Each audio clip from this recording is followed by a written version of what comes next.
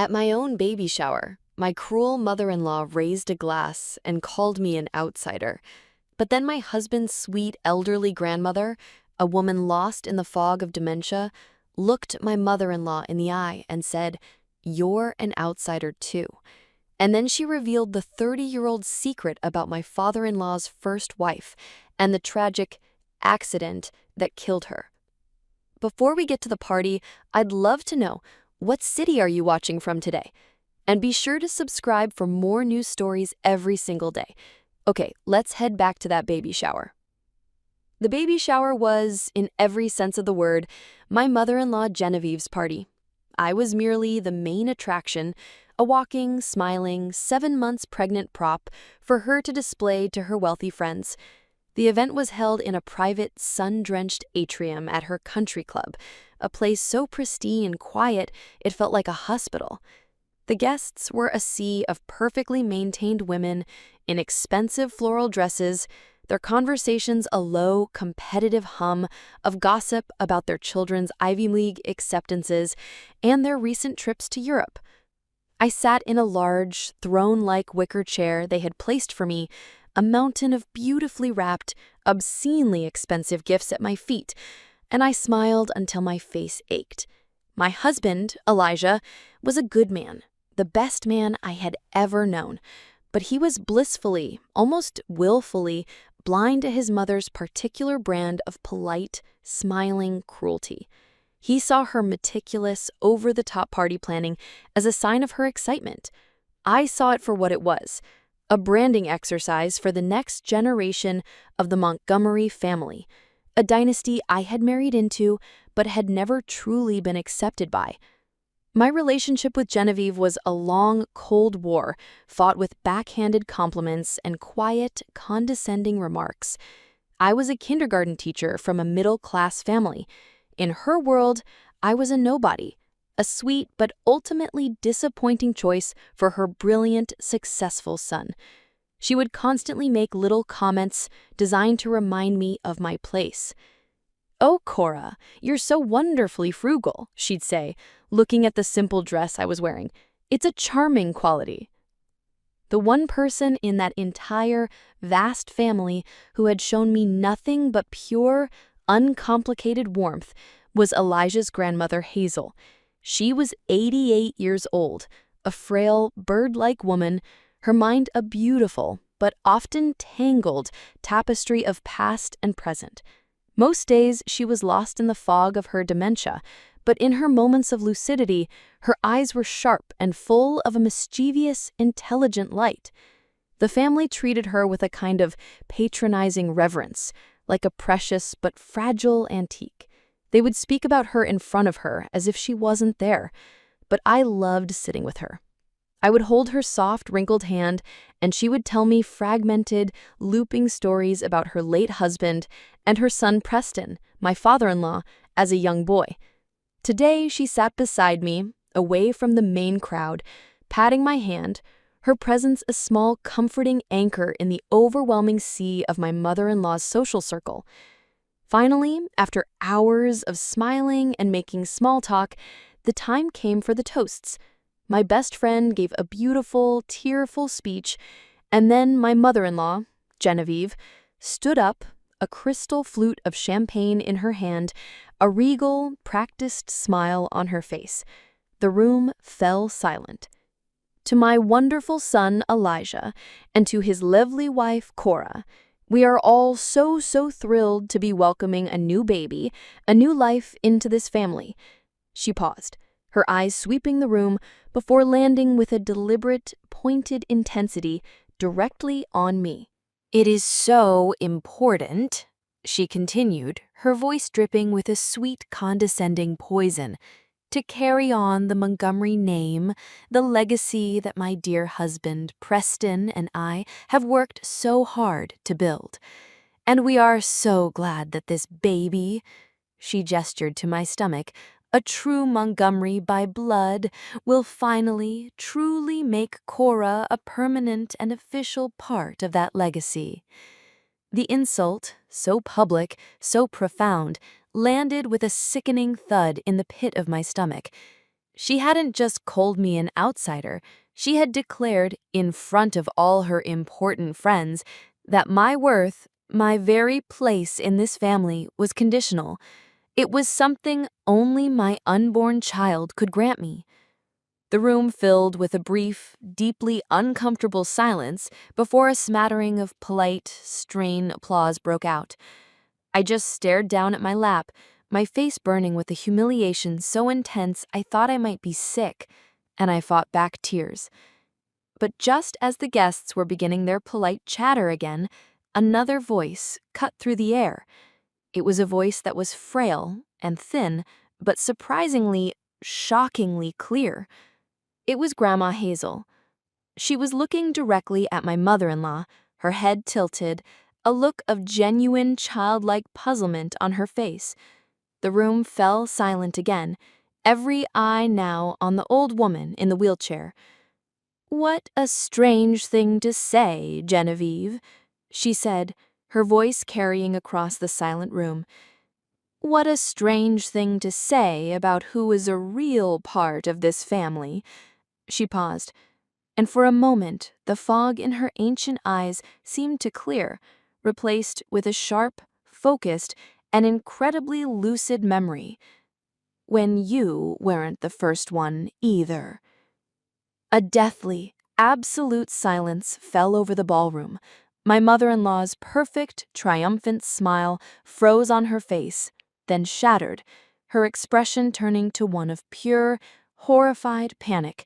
And my husband's sweet, gentle, and confused old grandmother looked as if she was about to tell a story. A story that had been buried, locked away in the fog of her memory for 30 long years. The silence in the sun-drenched ballroom of the country club was a profound and terrible thing. It was not a quiet silence, it was a loud one, filled with the unspoken shock of 100 guests and the sudden, sharp intake of my own breath. My mother-in-law, Genevieve, stood frozen by the gift table. Her face, which had been a mask of triumphant, condescending pity just moments before, was now a ruin of pure, ashen horror. The words of my husband's sweet, confused old grandmother, Hazel, hung in the air between us, a wrecking ball that had just demolished the pristine facade of the Montgomery family. "When you weren't the first one, either."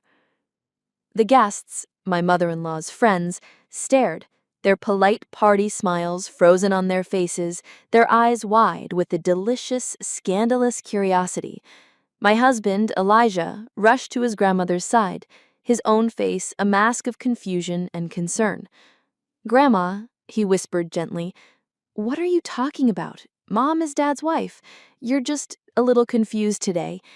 But Hazel's eyes, which had been so sharp and lucid just a moment before, were now clouded again, the fog of her dementia rolling back in.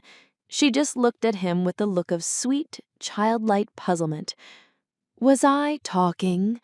I was just thinking about the lovely cake." The moment of clarity had passed, but the damage was done. The seed of a terrible, unthinkable question had been planted. My mother-in-law, recovering with the speed of a seasoned social predator, immediately went on the offensive. She let out a short, sharp, and utterly false laugh. "Oh my goodness," she said, her voice a little too high, a little too bright. "You all must forgive my dear mother-in-law. Her mind, it wanders these days. She gets her stories mixed up between her old stories and reality. Such a tragedy." She tried to steer the conversation back to safety, but it was too late. The polite applause for her toast had died, and in its place was a thick, awkward silence. The perfect party was ruined. My silent sacrifice, the one I had been making for the entire 2 years of my marriage, was the sacrifice of my own voice. I had endured Genevieve's constant, subtle campaign of emotional warfare in silence. I had absorbed her cutting remarks about my middle-class background, her condescending advice on how to be a proper Montgomery wife. I had smiled through her backhanded compliments and her quiet, constant reminders that I was an outsider who had gotten lucky. I did it all for Elijah. I did it to keep the peace, to avoid being the source of conflict in the family he loved.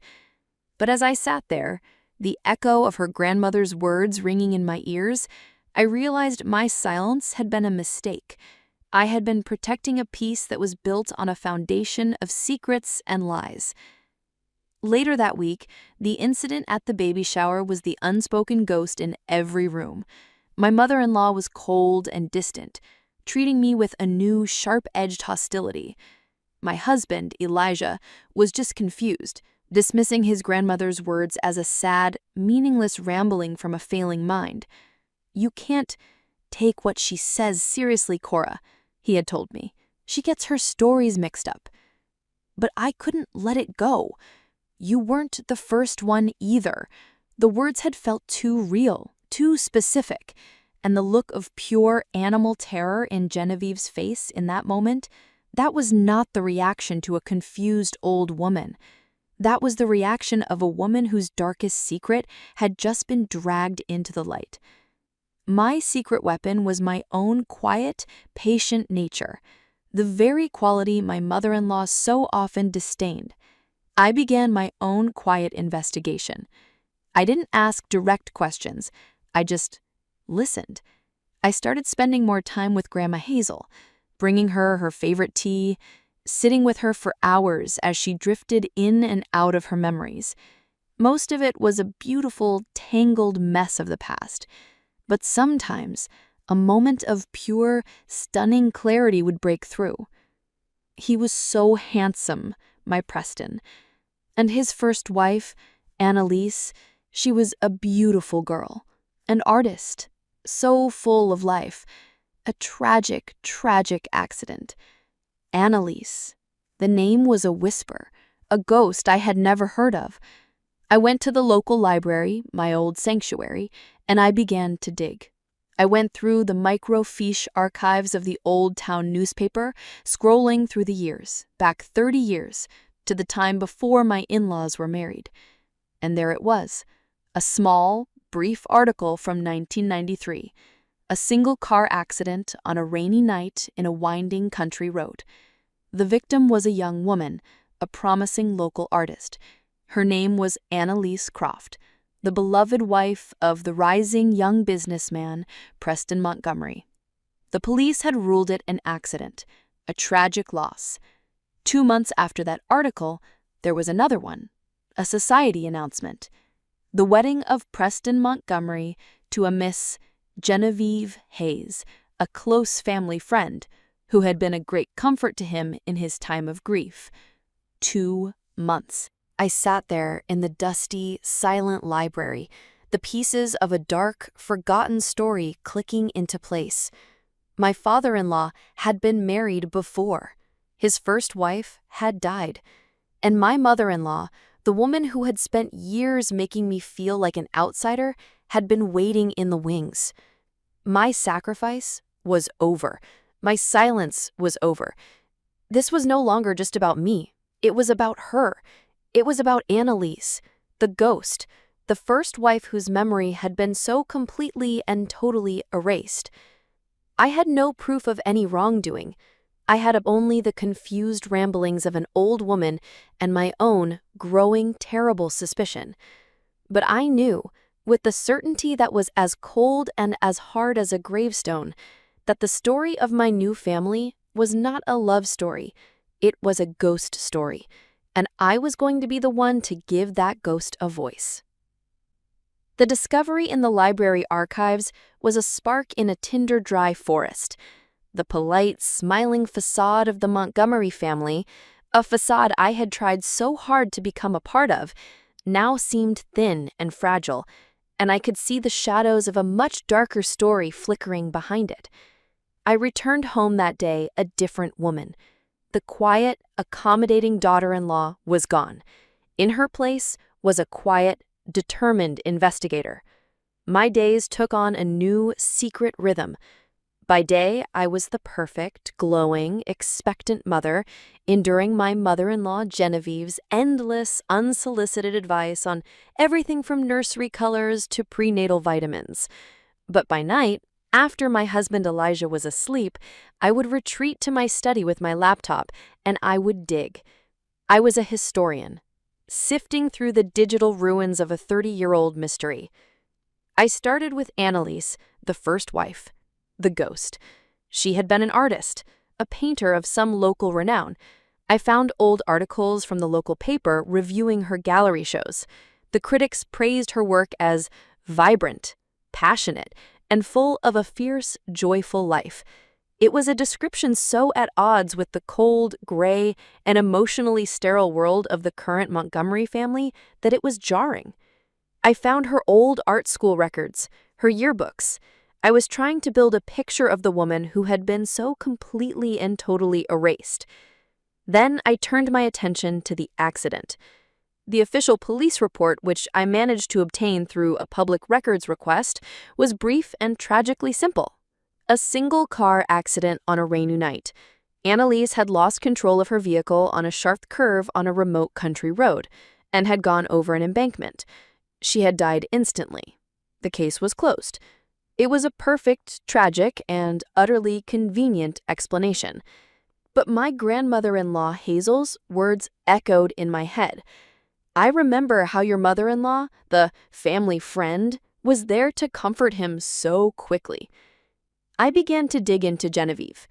Her past was harder to find, more deliberately obscured. But I was a librarian's daughter. I knew how to search. I found her old yearbooks, her social records, and I found the connection. She and my father-in-law Preston had not just been family friends.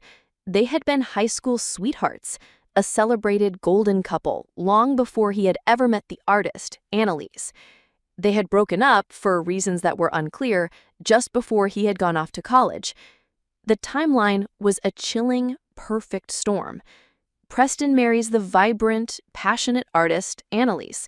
His old flame, Genevieve, remains in their social circle, a quiet, ever-present friend.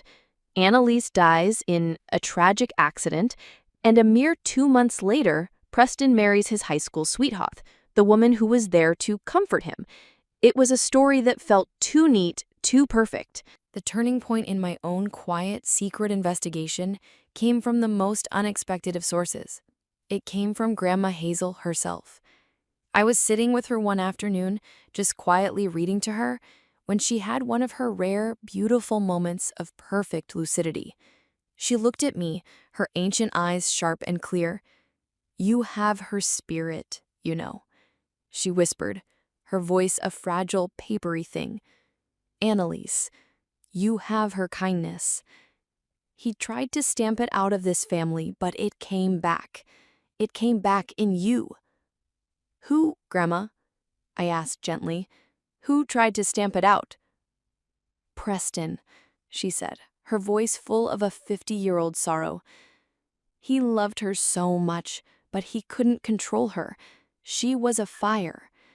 And he was a man who was terrified of getting burned. He wanted a partner. He ended up with a possession." She looked at me then, her gaze so intense it was almost frightening. "The night she died," she whispered, her voice dropping, "they had a terrible fight, here, in this house. I heard them shouting. She had found something he was hiding. She said she was going to leave him, that she was going to expose him." "Expose what, Grandma?"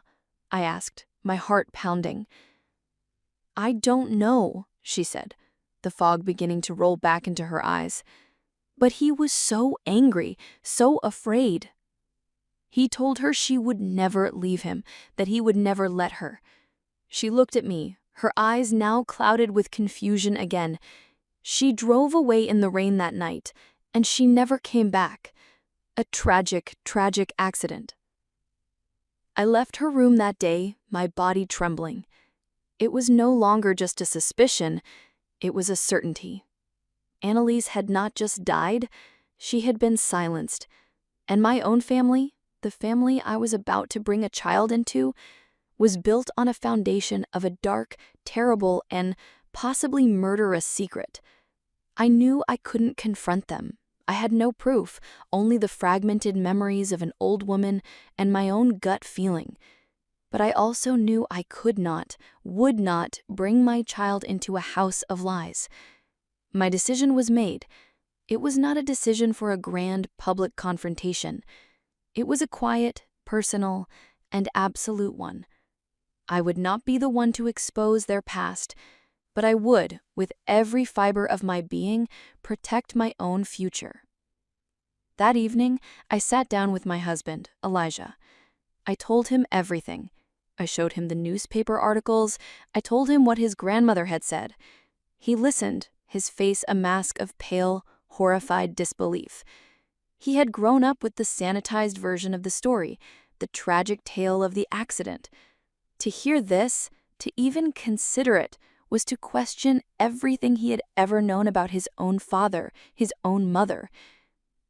"What do we do?" he whispered, his own world crumbling. "We leave," I said, my voice quiet but firm. "We build our own life, our own family, on a foundation of truth, away from this house, away from their secrets." The choice was his. To stay in the comfortable, wealthy, and poisoned world of his parents, or to step out into an uncertain future with me, with our child, with the truth. His decision, when it came, was the reason I had fallen in love with him in the first place. He took my hand. He said, "Okay, we leave." The decision, once made, was a strange and terrible relief. The moment my husband Elijah looked at me in our quiet bedroom and said, "Okay, we leave," a great, heavy weight I didn't even know I was carrying simply lifted. For 2 years, I had been trying to earn my place in a family that was fundamentally broken, trying to add a new, healthy branch to a tree that was rotten at its root. The struggle was over. The only thing left was to make a clean cut. We decided we would not just disappear. We would not just pack our bags and leave a note.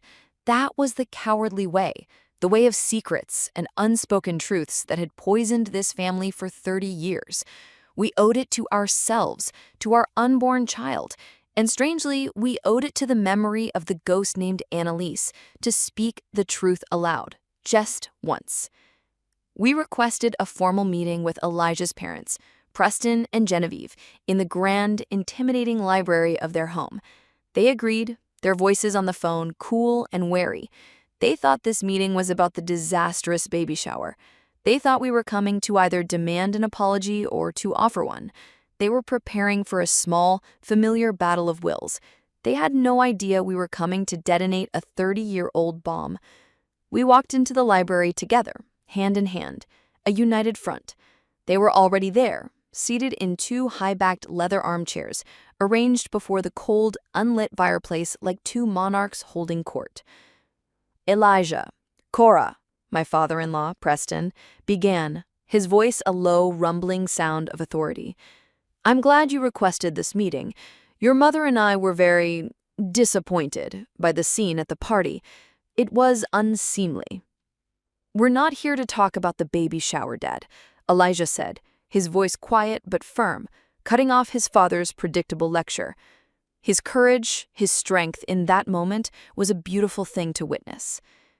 "We're here to talk about something that happened a long time ago. We're here to talk about Annalise." The name dropped into the silent, wood-paneled room like a stone into a deep, still well. I watched as a flicker of pure, unadulterated panic crossed my mother-in-law Genevieve's perfectly composed features. My father-in-law's face hardened, his expression becoming a mask of cold, defensive anger. "Who has been filling your head with this nonsense?" Genevieve snapped, her voice losing its cultured edge, becoming sharp and shrill. "Was it your grandmother? You know she gets confused. She mixes up her stories. It's a tragedy, but you cannot listen to the ramblings of a senile old woman." "She wasn't rambling," I said, my own voice now joining the conversation. "She was remembering. and she helped me find this. I reached into my bag and pulled out the faded newspaper clipping I had printed from the library's archives, the one detailing the tragic accident of Annalise Croft, beloved wife of Preston Montgomery. I placed it on the table between us. Preston looked at the clipping, then at me, his eyes full of a cold fury. This is ancient history, a painful family tragedy. It is ghoulish of you to bring it up. Is it? I asked, because Grandma Hazel also remembered a fight, a terrible fight, right here in this house, the night Annalise died. She remembered Annalise screaming that she was going to leave you, that she was going to expose a secret you were hiding. And she remembered you telling her that you would never, ever let her. That is a lie, Genevieve shrieked, shooting to her feet. Hazel is a confused old woman. She's inventing things. Preston, tell them. But Preston didn't say anything. He just sat there, his face a pale, grayish color, his hands gripping the arms of his chair. He was not looking at his wife. He was looking at his son. Dad? Elijah asked, his own voice now a plea. What is she talking about? What secret? And then, my father-in-law, a man I had only ever known as a powerful, confident, and unshakable patriarch, finally broke. He seemed to shrink in his chair, the weight of 30 years of silence finally crushing him. "It was an accident," he whispered, his voice a ragged, broken thing. He was not looking at any of us, but at some distant, terrible memory. "The fight. It was bad. She had found out about Genevieve." He glanced at his wife, a look of profound, ancient weariness in his eyes. "She was going to leave me. She was going to tell everyone. I was a young man. I was ambitious. I was a coward. I told her if she tried, I would ruin her. I would take you, and you would never see her again." He buried his face in his hands. "But I never thought she would actually go. She just got in her car, in the middle of that terrible storm. She was hysterical. I should have stopped her. I should have gone after her, but I was angry. And I let her go." He looked up, his eyes swimming with the tears of a 30-year-old grief. "The police said she lost control on the curve. A tragic accident. But it was my fault. I drove her out into that storm. I drove her to her death." His confession, a story of a cruel, cowardly threat, but not of murder, hung in the air. But Genevieve was not finished. "We did what we had to do to protect this family," she said, her voice now a cold, hard stone. "We did it to protect you, Elijah. That woman was unstable, volatile. It was for the best." Her complete and total lack of remorse, her chillingly practical view of the tragedy, was the final, damning piece of the puzzle. She was not a grieving family friend. She was a victor. Elijah stood up, his face a mask of quiet, profound disgust. He looked at his father, a broken man, and at his mother, a cold, unrepentant monster. And he made his choice. "We're not here to be your judge and jury for what happened that night, but we cannot and we will not raise our child in a house that is built on this foundation of secrets and cruelty and lies. We're leaving, Preston, Genevieve," I said, standing beside my husband, a united front. "We're moving away. We will build our own life, our own family, a family that is based on honesty and on truth." As we walked out of that dark, suffocating library, leaving my in-laws to finally face the ghost they had created 30 years ago, we passed Grandma Hazel in the hallway. She was being pushed in her wheelchair by a nurse. She looked at me, and for a moment, her eyes were completely, startlingly lucid. She reached out and took my hand, her grip surprisingly strong. "He gave her a gift, you know, that night, before she left. A parting gift. He told her it was worthless, but she took it anyway." Her eyes full of a new, urgent secret held mine. It's still here. Somewhere in this house. He never found it. A new, colder mystery suddenly opened up before me. Our departure from this family was not just an ending. It was, I now realized, the beginning of a whole new search. We walked out of that dark, suffocating library and into the grand foyer of the Montgomery mansion, leaving my in-laws, Preston and Genevieve, to drown in the toxic silence of their 30-year-old secret. My husband, Elijah, held my hand, his grip a solid, grounding force in a world that had just been turned upside down. But as we were about to walk out the front door, a final, cryptic whisper from his grandmother, Hazel, had stopped us in our tracks. A parting gift, something Annalise had taken with her, something Preston had never found. It was a loose thread, a final tantalizing piece of a puzzle I knew I couldn't leave unsolved. The weeks that followed our departure were a quiet, painful, and necessary severing.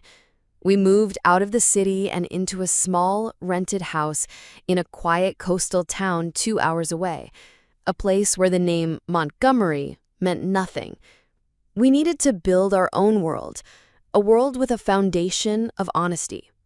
Elijah sent his parents a single, formal letter, informing them of our new address and stating that we needed space, that we would contact them when and if we were ready. The phone calls, when they came, were predictably manipulative. His mother, Genevieve, would leave tearful, guilt-ridden voicemails, not of remorse, but of a woman furious that her perfect family portrait had been shattered. His father, Preston, was a ghost, a man so broken by the weight of his own confession that he could not bring himself to speak. We did not answer. We needed to heal. But Hazel's final words haunted me, a parting gift. I felt a profound, almost spiritual sense of duty to the ghost of Annalise, the woman whose life had been so tragically cut short and whose memory had been so cruelly erased. Finding that gift felt like the final act of restoring her name. My research began, not in libraries, but in conversations with Elijah. I asked him to tell me everything he could remember about Annalise, the mother-in-law I had never known. He spoke of a woman who was vibrant and kind, and who loved to paint. He remembered her having a small art studio, a converted sunroom at the back of the mansion that was always filled with the scent of turpentine and linseed oil. After her death, he said Genevieve had had the room cleared out and redecorated, almost immediately, erasing every trace of its former occupant.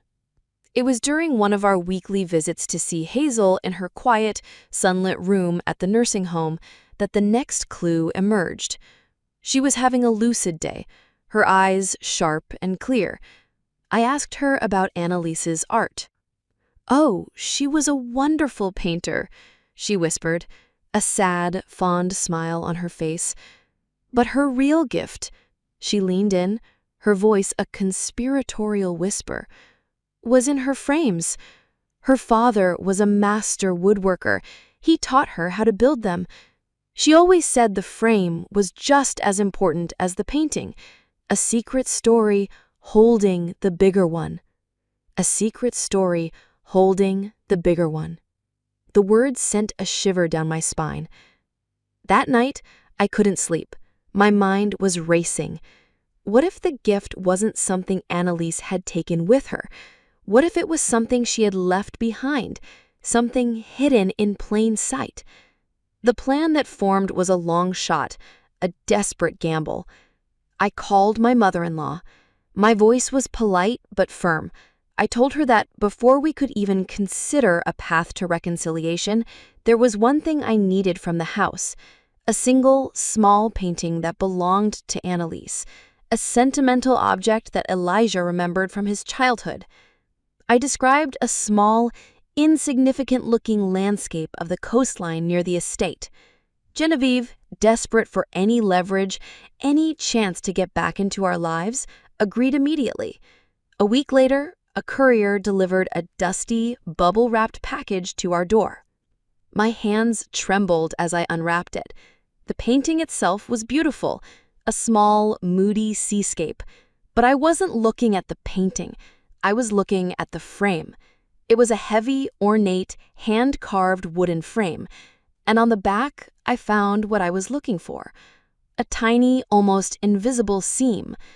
I ran my fingers along it and found a small, hidden latch. With a soft click, a thin, hidden compartment in the back of the frame slid open. Inside was not a jewel or a deed or a bank book. It was a single, folded, and brittle piece of paper.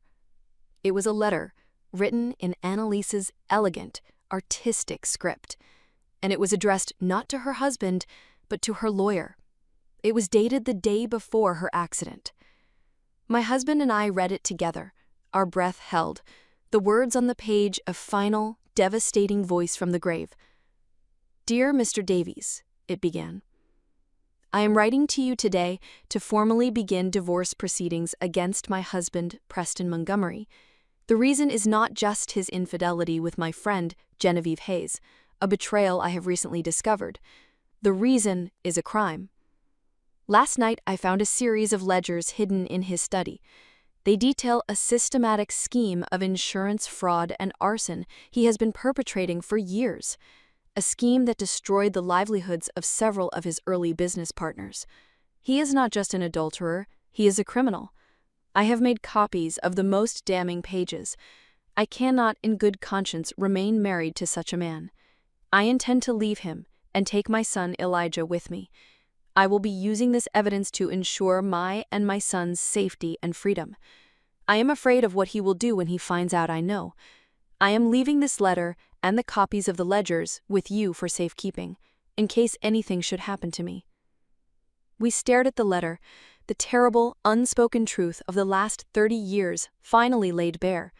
The tragic accident was no accident. It was a silencing. My father-in-law had not just driven his wife out into a storm. He had driven her to her death to protect his secrets, and my mother-in-law had been his willing accomplice, the beneficiary of a crime that had given her a life of wealth and status. Our vindication was a quiet, somber, and deeply profound thing. It was not about revenge. It was about justice. A quiet, anonymous package was sent to the district attorney's office containing a copy of Annalise's letter and a detailed map to the location of the original ledgers. The investigation was quiet, but swift. Preston and Genevieve Montgomery, the celebrated pillars of their community, were arrested for their connection to a series of cold case crimes. Their perfect, beautiful world, built on a foundation of lies and a woman's stolen life, had finally, after 30 long years, come crashing down. It's been a year now. My husband and I sit in our own small, quiet home, a home filled with light and truth.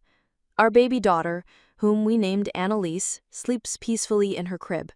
I look at her and I think of the woman whose name she carries, a woman of fire and passion and a courage so profound that it reached out from beyond the grave to protect her son and to ensure that in the end the truth was told. The ghost of the first wife was finally at peace, and we, the family she had saved, were finally free. An absolutely unforgettable story about a dark family secret and a truth that would not stay buried. What do you think of the final incredible twist in the painting? Let us know your thoughts in the comments below. If you were captivated by this powerful story of a decades-long mystery finally being solved, please show your support by hitting that like button and be sure to subscribe for more dramatic and satisfying stories. Don't forget to click the notification bell so you never miss an upload. Thanks for watching, and we'll see you in the next one.